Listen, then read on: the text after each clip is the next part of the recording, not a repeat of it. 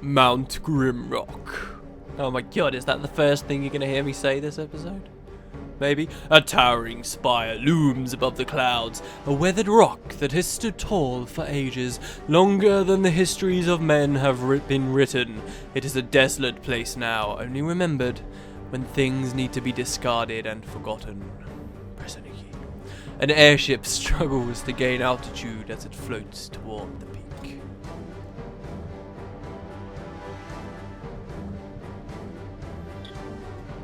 Four prisoners bound by heavy chains emerge from the ship. The court accuses them of terrible treasonous deeds, but by the grace of the king their crimes shall be forgiven atop Mount Grimrock.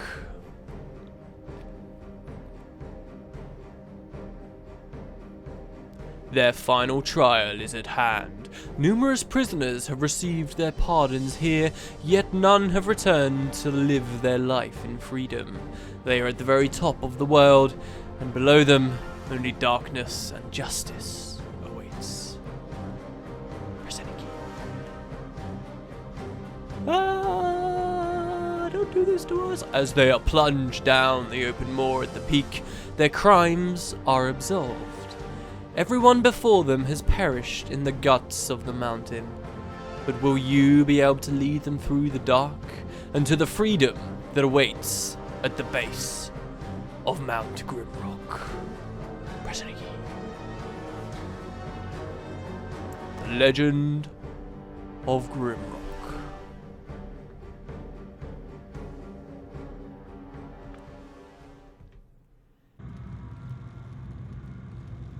Hello guys, and welcome to Let's Play Mount Grimrock. This is just, not Mount Grimrock, The Legend of Grimrock. This is just kind of a small thing I want to do on the side for a little while. I realised the other day, like, I haven't done a side LP for ages, and I feel kind of, I don't know, a bit restricted with Guild Wars at the moment. Like, I was trying to do the daily deal to break out of Guild Wars.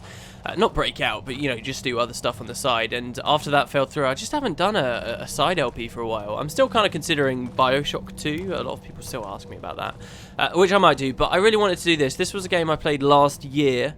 I had quite a lot of fun with it. I never really considered it would be something I'd want to LP, but then some guy, like, randomly said it in the comments the other day. So to you, some guy, this is actually happening, so I don't know, you should probably feel happy about that. But yeah, so hello everybody, welcome to Let's Play The Legend of Grimrock. This is kind of an interesting, it's a very old schooly style game, and I think a lot of people play this for the kicks that they get out of the fact it is very old school. When for me, really, I never really experienced games like this. I remember when I was young, I saw my dad on the computer, like, playing games vaguely like this, but they were never something I really played myself. Like, he always used to play and then just make me watch, basically, but I was always happy to as a kid. So yeah, I didn't have much experience with this, and I still enjoyed it as a game for what it was anyway. I think that probably says a lot, so yeah, I'm going to stop rambling, and we're going to go and explore the dungeon a little bit. So we start off here. I'll probably will have put the cutscene in already, but we are 4 characters stuck in a dungeon in our cell. This is kind of our prison cell. We're not allowed to leave. We're doomed here. However, this place actually is sort of a gauntlet at the same time, and if we are strong enough, we can brave the dungeon, and supposedly there's an exit low down, because we're kind of in this massive mountain, and the lower we go, eventually we'll be able to find the exit and win our freedom, but nobody's ever really managed to do it. It's a bit like the Via Purifico, I think is what it's called, from Final Fantasy X, and I'm sure many other fantasy works. It's quite a familiar theme. The other thing you'll notice is my Guild Wars characters. Look at this. So I thought it would be fun. You can import characters on this. I thought it would be fun. Why not do it as my Guild Wars characters? Let's just pretend this is like a little side story that we've all been captured in Lion's Arch or something and thrown into this big dungeon that's all been hushed up and nobody can talk about, and we have to fight our way up. These are the 4 characters that you guys will be familiar with from my channel. First one, KS Blacksoot the Char from the LP. Natalie Barradin the Human from the LP. Third would be my Asura, my main character, not part of the LP, but, you know, there's been plenty of videos with her in. And our most recent character, Arachnia. To anyone, there's a very low chance, but if anyone's watching this that doesn't watch my Guild Wars stuff, don't worry, like, the characters, it doesn't matter.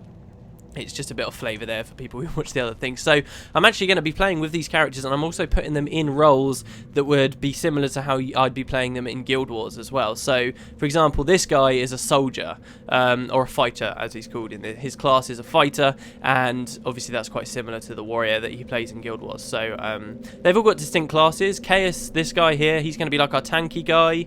As I say, he's a fighter, a bit like a warrior. He's going to be using melee weapons, heavy armour, stuff like that. We've got our second character here. She's a ranger in Guild Wars. This time she's a rogue. Rogues can in this game, however, run with bows and stuff, but she personally won't be. I was going to run with 2 mages then in the back line on this. We were going to have Arachnia and Lys as mages because that's what they are in Guild Wars. However, running 2 mages in this game is a bit of a pain in the ass because of the way the magic system works. So after running a test file with 2 mages, I decided, no, let's not do it. And instead, we've got 1 mage, Arachnia, but the other one is going to be a rogue as well, Lys. She's also a rogue, but she's going to be like ranged and stuff. So it would have made a bit of sense to have Natalie be a ranged person, but I'll kind of explain that as we go forward. Was that my Twitter just going off? I don't know. Okay, so yeah, we're in this cell. We can kind of walk around and see whether we can figure anything out. Let's get the show on the road. But not much seems to be going on. But over here, we can see there's a sign, and we can click it, and it says, choose your fate. Perish in the cell, or pick up the torch. Okay, so we can say, fine, let's pick up the torch. And if we do, the gate opens miraculously. So, you know, they make no worries about us actually escaping from this place. So, the game works like this, basically. I'm moving around, I'm looking around with Q and E here. It's kind of like a block E game, but you can hold down the right mouse button, the right mouse button to look around as such, but usually you'll see me using Q and E, and W, A, S, and D make you move around. Basically, I'm controlling all 4 of these characters from a first-person perspective right now, a bit like the old Might and Magic games, if you're familiar with those, which I am, and they were quite a big part of my childhood. You get your different character sheets for the players, and we got this torch earlier by opening up the gate. Now, if you want, with all torches in this game, if you take them off the walls, it gets quite dark. And it's kind of got a bit of a weird system in it, where like your eyes have to acclimate to the dark. Ideally, you don't want to be walking around in it. So here you can see we've got 2 torches now, and I can actually pick this torch up and put it in either the left or the right hand of Lys. I can put it in both hands if I want, but that would just waste the torches. And until that torch runs out, I now have light for myself, which is fantastic and exactly what we want. So we're going to move on. We can pull this chain here. A lot of the game is to do with like interacting with your environment and looking for hidden switches and stuff. In fact, I almost forgot. If we go back into the first room here, there's actually a secret right in the first room. If we go right back to the back wall in this room, in the back left-hand corner, can you see that this stone here has like got a bit sticking out of it? If you click that, that's actually a loose rock, and there you can see you have a secret room. So this is kind of a real dungeon crawling game with lots of hidden things, puzzles, and you know, old school RPG mechanics. So we're going to pick up these boots. I'm going to give them to my tanky guy straight away. We've also got a shuriken, which I'm going to give to my rogue that's in the background, and she's going to be able to throw that now. When she throws it, it will get expired, but she's going to be able to. So we're going to equip these boots. You'll see me getting a lot of equipment early on, and I'm just going to throw it on characters randomly. There's also this scary looking statue thing here, which these actually end up being, I'm going to spoil it right now, these actually become enemies later on in the game, and it's fucking crazy. So look out for that. Like, these things are weird as shit, so they always scare me whenever I see them now. That's another thing, actually. This game can be kind of atmospheric and scary. Like, I'm pretty sure my sound, yeah, my music and ambient is right up at the moment, so I'll probably put the music up on the editing, and you guys can listen. Like, it's pretty scary and pretty weird. Eventually you get used to it because you kind of learn how the game works, but yeah, man, you gotta watch out for that kind of stuff. So we're gonna put the trousers on him, and we're even gonna put the tunic on him. I'm very much kind of an all for nothing kind of person. I don't know. So you'll probably just find me, I want to deck out my tank straight away, and then I'll work on the next guy, and then the next guy. I don't know why I play like that. It would probably be better to spread everything out, but it's easier to deal with. Here we've got a mace on this alcove, which I'm going to give straight away to my fighter, which is brilliant. There's another torch, which I'm going to give to Lys over there. She can be our torch carrier. There's a lever here, which I can pull. And for the start of this game, it's very kind of simple. You just kind of plod along. There's a rock here. So we'll give that to Arachnia for now. You can either click their portrait to put it straight into their inventory, or you can put it in their hand.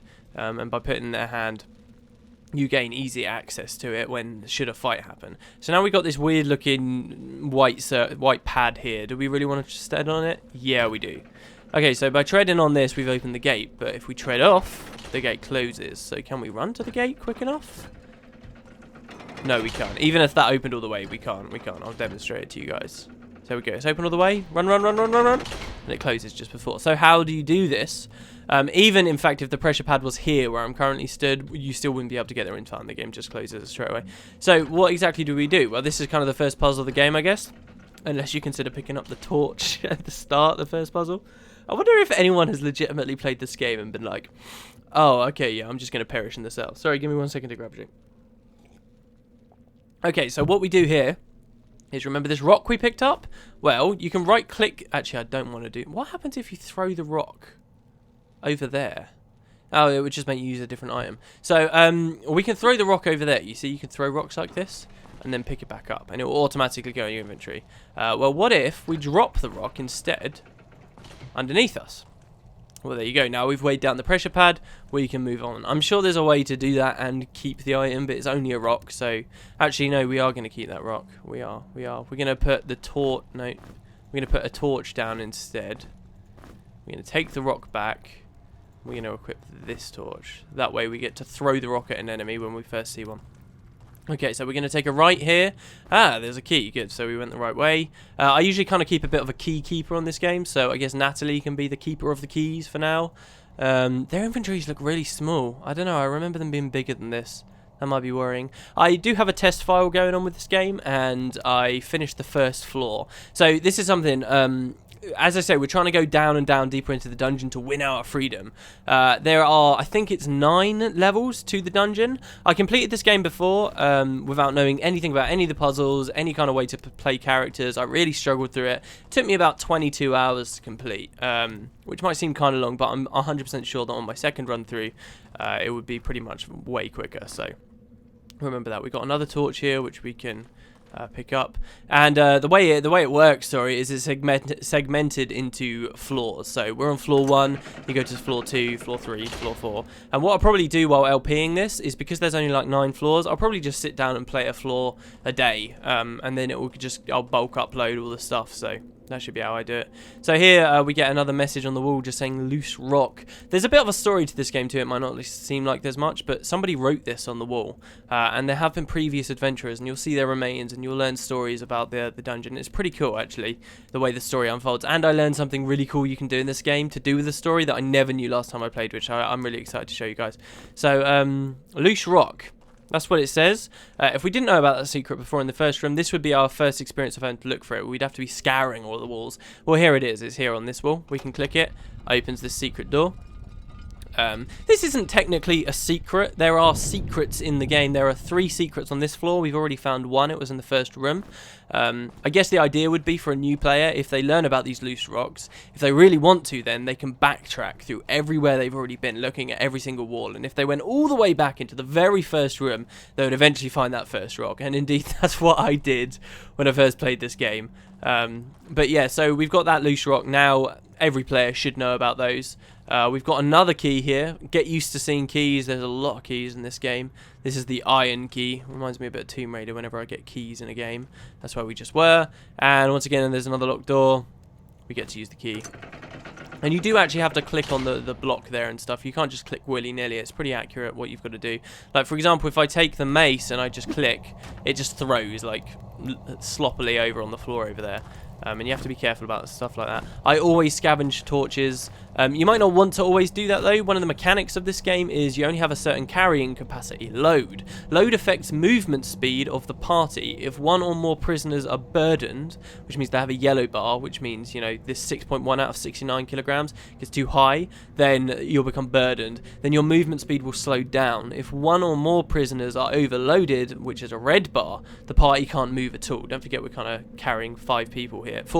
So you have to spread your loot out correctly, and you'll find containers and stuff later which do expand your inventory, which I just remembered about this second. So you have to bear in mind with all that kind of stuff. But yeah, she's going to be carrying these for now. Eventually I'll start throwing them away if I get too much carrying capacity. Your load does increase a bit, like, you know, the Elder Scrolls style and stuff, depending on your strength stat. So you do have to bear that in mind. So for example, our big heavy guy Chaos here, he's on 78 kilograms, so he can carry plenty, while our mage here can only carry 39. 9. So Arachnia's got to be careful. Little young Sylvari needs to be very careful. Oh, hello. So this is our first enemy of the game. Look at him. Isn't he nice? So what we're going to do here, shift, left mouse or right mouse button to move an item. We're going to carry a rock. We're going to carry a shuriken and another rock. I'm just going to throw all 3 of these at this guy as soon as I can, and then the snail is going to attack me. So it's not a turn-based combat system, but after you use an action on one of your characters, you do have to wait a certain period of time. So if I want to throw this rock, which is in Natalie's left hand right now, I just right-click the rock and it will throw. So then I want to right-click the next rock and then the shuriken as quickly as possible. So I'm going to throw a rock, throw another rock, and then throw a shuriken. And now the snail's pissed and he's coming at me. And now all I can do is kind of slap him with Natalie, hit him with the mace with Chaos, but I can't do anything with this because she's on the back line. So these 2 characters here are on the front line, and these 2 characters here are on the back line. That means these 2 can't be hit, but they also can't do anything without range, right? So they need some kind of range to be able to hit people on the front. So these 2 you need to do specific stuff with to be able to hit, like cast spells, which I can show you with Arachnia, while these guys are going to be taking the brunt. Now if somebody attacks me from the side, say another snail is coming down this hallway here, and I'm facing this way, it's not going to be Natalie and Chaos that get attacked, it's going to be Natalie and Liss, because it's kind of on my left there. I'm cocking my head right now, as if you can see. So that's kind of how it works. If someone was behind me, it would be Natalie and Arachnia that get hit. And because these 2 are really weak, like squishy, that's going to be a big problem. So you have to be careful about getting ambushed in this game, because their health will go down very quickly. And also we need to find a way to get these guys to be able to do damage. Anyway, we can walk over, and indeed, as we do, we'll automatically pick up that stuff we threw earlier, which is great. So there you go, Natalie's got 2 rocks. There's some loot in here